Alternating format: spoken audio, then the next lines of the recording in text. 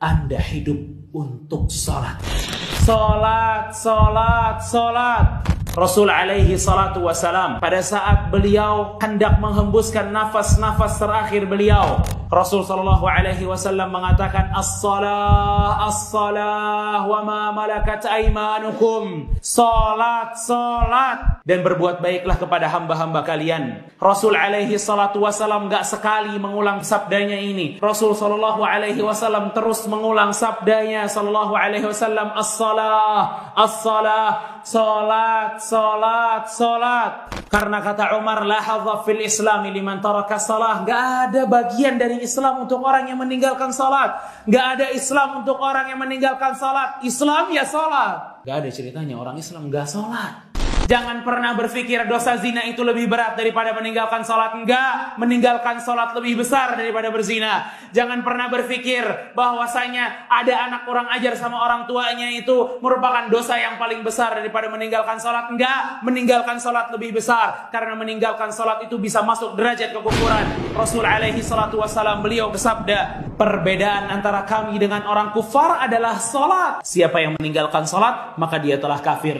Dalam hadis yang lain, siapa yang menjaga sholatnya, kata Rasul, nggak bolong-bolong sholatnya. Jumat sholat, asar nggak sholat.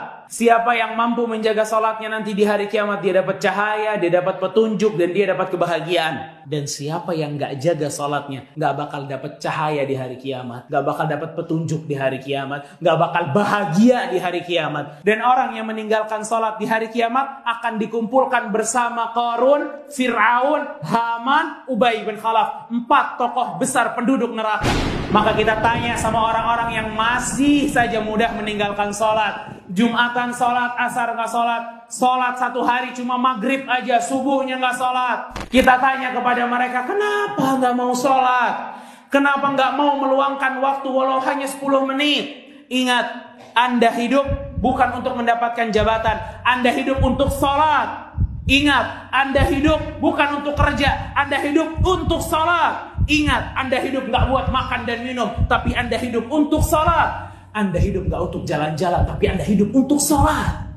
Bagaimana seorang muslim nggak sholat? Bukankah kita diciptakan oleh Allah subhanahu wa ta'ala untuk beribadah? Barang siapa yang sholatnya bolong-bolong, itu indikasi iman Anda juga kosong. Maka ingat, Anda hidup untuk sholat.